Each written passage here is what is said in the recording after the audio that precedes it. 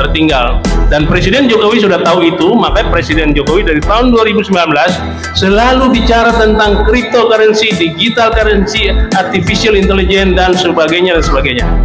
Hanya saja jajaran di bawahnya kurang tanggap. Akibatnya kita jalan agak lambat. Cina duluan.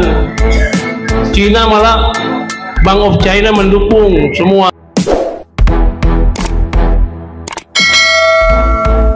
Pertama, yang perlu diketahui bahwa Pi Network itu berbeda dengan koin komoditi yang lainnya. Jenisnya kripto yang terinskripsi betul, tapi dia dikonsep sebagai uang masa depan. Uang yang macam mana? Saya terangkan dengan bahasa yang mudah kita mengerti aja.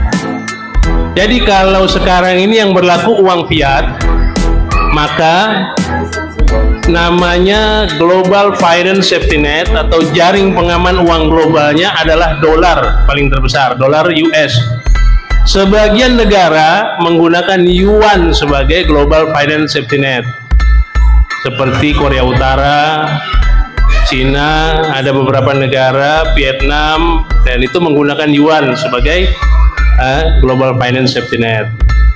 Kalau nggak salah Iran juga. Terus sebagian lagi menggunakan euro sebagai Global Finance Safety Net. Itu di negara-negara 29 negara Eropa minus sekarang 28 karena Inggris keluar, menggunakan euro sebagai Global Finance Safety Net atau jaring pengaman uang global mereka. Di sebagian negara di Eropa Timur menggunakan rubel.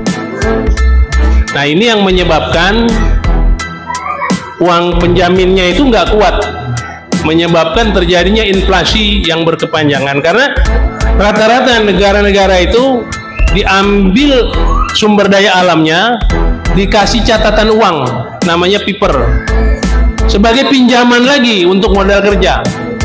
Dikasih paper, dibatasi dengan regulasi-regulasi begini begitu, kita tidak dapat uang, kita jual sumber daya kita kepada mereka. Yang kaya adalah negara-negara yang memiliki Global Finance Safety Net tadi. Nah, ini dirasa tidak menguntungkan atau menjadi ketimpangan bagi ekonomi dunia. Dan saat ini akibat daripada praktik-praktik seperti itu yang uang dikuasai oleh sekelompok orang di dunia yang orang sering menyebutnya Illuminati. Nah, akhirnya terjadi inflasi besar-besaran. Dan sekarang sudah 18 negara di dalam perawatan IMF. 66 lebih daftar untuk perawatan. Indonesia masih kuat.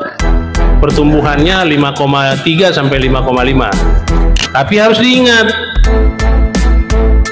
kita kuat, kita bisa produksi barang, tapi kita mau jual kemana? Negara penerima barang kita lagi dalam perawatan IMF, daya belinya kurang. Akibatnya kita bisa berdampak juga ke Indonesia. Dan sekarang ini terbukti suku bunga bank sudah naik. Akibatnya nanti retail akan mengalami permasalahan berat di Indonesia. Kalau retail sudah mengalami permasalahan berat, daya beli orang turun, harga properti besok anjlok. Tanah-tanah yang tadi dipatok harganya lumayan kenceng akan dijual di bawah NJOP. Begitu termasuk barang-barang produksi lain. Nah, ini masalah yang timbul dan itu sudah diingatkan oleh Presiden Jokowi dari tahun lalu, dari tahun awal-awal tahun 2022. Nah, yang bisa menyelamatkan ini secara global adalah dirubahnya mata uang dunia. Yang tadinya rupiah itu kertas, dolar itu kertas, bat kertas, real kertas, peso kertas, rupiah kertas, rubel kertas, semua uang-uang kertas dunia dirubah konsepnya menjadi uang digital. Gitu. Nah, uang digital ini tentu membutuhkan yang namanya Global Finance Safety Net tadi. Di antara semua Global Finance Safety Net yang sudah kelihatan memiliki beberapa hal pendukung dan ini tidak terbantahkan adalah Pi Network atau Picoin nanti jadinya. Kenapa demikian Pak Jenal dan kepada kita semua? Karena P-Coin ini memiliki 3 hal. Pertama teknologi, kedua ekosistem, kedua ekologi. Ekologi ini yang lagi kita dorong Pak Buhori, udah cepat itu kasih itu teman-teman biar bisa beli mobil. Jangan nunggu open minded. Kalau ekologi sudah jalan, maka tentu Pi berlaku sebagai uang sudah tidak terbantahkan. Teknologinya sudah luar biasa. Kita sudah sampai di Web 3.0. Kita punya namanya Main Network. Main Network ini suatu jaringan kerja yang luar biasa besarnya, saking besarnya sampai nggak bisa dihack. Kenapa? Karena nodenya itu terbagi-bagi. Nodenya yang megang 10.000 koin ke atas itu bisa jadi node dan mengontrol sistem keuangan. Nah, CBDC nanti yang tersentralistik, CBDC itu tersentralistik, rupiah digital tersentralistik, diatur oleh Central Bank Digital Currency atau BI-nya digital, diatur oleh itu. Tapi dalam transaksi keuangan nanti itu harus lewat yang namanya blockchain, terdesentralisasi Web 3.0. Milik siapa itu semua? Milik daripada Pi Network itu. Jadi berbeda koin komoditas. Nah, kalau teorinya koin komoditas itu akan tergantung pada supply and demand, ada teori pump and dump. Jadi kan orang ngejual supaya harganya jatuh, kemudian dia borong lagi koin, harganya naik, dia mengambil untung di situ. Nah, di koin Pi tidak terjadi karena Pi adalah mata uang, makanya tidak disebut harga. Pi itu nilainya berapa? Value. Panjang nih sejarahnya. Nah, value ini siapa yang membentuk? Pioner. Makanya ada orang bilang, lu nggak bisa itu berdasarkan vendor. Vendor dengan itu harga. Tapi kalau nilai yang membentuk komunitas sejenis, kita yang membentuk, diatur buku putih. Namanya Stellar Consensus Protocol. Nah, itulah kenapa kami dukung dulu 314.159 di Ancol. Dihadiri kira lebih dari 6.000 orang lebih. Itu terbesar di seluruh dunia. Di Cina juga begitu, di global juga begitu, dan sekarang seluruh peserta hackathon nilai paling besar adalah $314.159 per koin. Ada yang lebih dari itu, karena ada 3 juta tapi kayaknya nggak bisa jalan karena sedikit orangnya. Terus kalau ada disparitas bagaimana? Di network itu ada komite nanti yang akan mengatur. Komite itu terdiri dari founder dari Bank Dunia, IMF, dan ya tentu orang-orang yang berpengaruh di bidang keuangan. Nah, itu kira-kira. Terus mengenai regulasi, perlu Pak Jenal ketahui, dulu kita diserang oleh para nyinyirun bahwa ini tidak terdaftar di Bapepti. Pi didaftarkan secara hukum di bawah Undang-Undang California di Amerika. Dan Pi adalah mata uang, maka Bapepti tidak berwenang mengurus ini. Itu yang saya bantah Pak Jerry Sambuaga, dan saya bikin videonya, dan sampai sekarang Jerry tidak bisa apa-apa. Bahkan oleh Presiden Jokowi, wewenang Bapepti sudah dicopot, dipindahin ke OJK. Yang paling berhak ngatur ini OJK. Karena nanti akan ada beredar uang-uang yang cukup banyak, dan ini kan negara perlu mengambil untung di sini ya. Ini negara mengambil bagian, kalau nggak lolos nanti pajaknya. Kalau kita tukar langsung nanti kena 0,5%. Kalau nanti uangnya kita taruh di bank tidak digunakan, maka dia kena 20%. Makanya uang itu harus bergulir gitu. Nah, apa hubungannya dengan rupiah digital? Untuk Bapak ketahui, saat ini negara sudah menerbitkan yang namanya IDRT, Indonesian Rupiah Token. Bahkan saya kemarin punya, cuma kehapus. Sudah siap dompetnya. Itu sudah diperdagangkan sekitar 133 miliar dicoba. Jadi kemarin negara bicara mengharamkan kripto, dan katanya itu fluktuatif dan sebagainya, tapi sekarang bikin token. Ini yang salah siapa nih? Ini jelas-jelas harusnya itu dilaporin polisi itu yang bikin IDR itu ya. Nah, cuma kan terus terang saja bahwa perubahan dunia ini tidak bisa dilawan dengan cara-cara yang korup. Ini semua sudah mendekati jalan-jalan lurus. Jadi orang kan ada ketakutan dulu dari beberapa pejabat yang ini. Lalu nanti kalau misalkan ini terus gue dapat apa namanya bisnisan di luar gaji dari mana, kan gratifikasi dari mana. Nah itu udah nggak bisa lagi besok. Ini yang merisaukan mereka, sehingga mereka supaya ini gagal. Tapi nggak bisa. Kalau misalkan ini gagal, Indonesia adalah negara yang paling miskin di dunia nanti.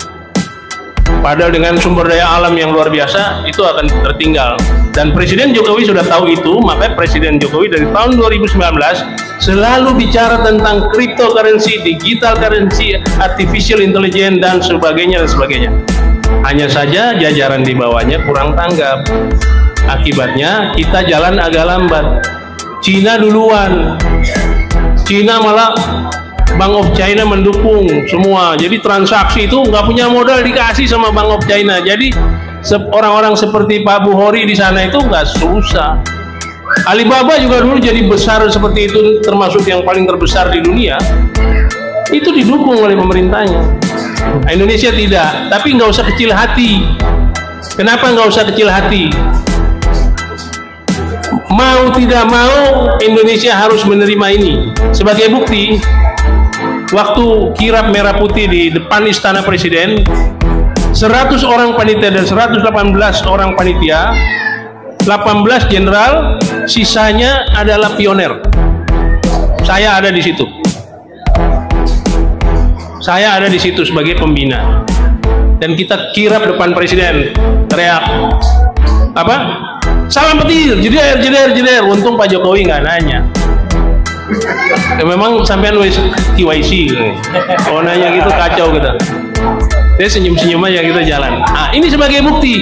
Orang nyinyir ngomong begitu, kita tetap jalan. Jadi Pak, nggak usah khawatir. Yang mengenai apa namanya undang-undang tentang komoditas itu tidak berlaku di CoinP, karena CoinP dicanangkan sebagai uang global, dan uang global ini tidak bisa terbantahkan, hanya masalah waktu saja. Sebentar lagi udah sampai. Jadi itu yang perlu Bapak ketahui. Kemudian soal-soal lain mengenai Pi ini kapan bisa terlaksana, saya langsung jawab walaupun itu tidak ditanya. Ini waktunya sudah sangat dekat. Tanggal 5 ini pengumuman tentang hackathon. Tanggal 14 nanti semua masuk ke Web 3.0. Pemenangnya adalah Carbon Browser. Nah, setelah itu mudah-mudahan paling sebulan setengah dikit lah open minded. Kalau sudah open minded, Bapak udah nggak pusing. Bapak tinggal datang ke bank yang sudah terdaftar, ada 20 bank itu yang sudah terdaftar. Bapak tinggal datang ke situ, Bapak konversi. Nggak perlu withdraw, Pak, konversi. Pi Bapak berkonversi ke rupiah, ke dolar. Nah, cuma Bapak jangan berpikir uang kertas. Bapak harus punya dompet digital. Makanya udah ketakutan pemerintah bikin IDR token tadi. Iya, masuk. Otomatis disahkan Mas Rahmat karena tokennya udah ini. Nah, sudah, ya. Sudah keluar tuh Mas Rahmat sudah kasih tahu. Jadi token sudah disahkan kripto karena sudah terbit ini IDR-nya. Jadi nggak usah khawatir, kaum nyinyir yang ngomong begitu ketinggalan zaman, Pak. Nanti Bapak tinggal sumbang. Kalau mereka nggak ngerti juga, mereka kata Bang Jerry, Pak Jerry, ya, bahwa biarkan mereka jadi pembantu Bapak. Kasih kesempatan mereka jadi pembantu Bapak. Karena mereka nggak mau ngerti, nggak mau didorong, nggak mau apa nggak mau. Ya wis, mau bilang apa kan? Kan nggak boleh semua orang kaya juga, nanti yang perbaiki genteng siapa, yang turun ke sawah siapa, yang mau bikin perbaiki mobil siapa, kan nggak ada Pak ya. Yang mau ngangkat-ngangkat barang siapa, ya kita bayar mahal lah. Kalau satu hari 100.000 mereka diupah, kita bayar 300.000 kan gitu, 3 kali lipat kita bayar. Nah itu kira-kira Pak. Jadi nggak usah khawatir, semua legal semua, apalagi undang kripto sudah disahkan. Jadi luar biasa. Ini barusan tadi dapat informasi, kripto sudah disahkan, tokennya duluan. Saya punya dulu token IDR, nggak hapus, nanti saya mau bikin lagi. Karena begitu tukar, kita masukin ke IDR baru kita ambil di Indodax, ambil di bank, apa terserah kita. Jadi itu kira-kira jawaban. Kalau kurang puas bisa ditanyakan lagi, nggak masalah, biar tuntas semuanya. Oke, makasih. Mungkin ada yang mau ditambahkan Pak?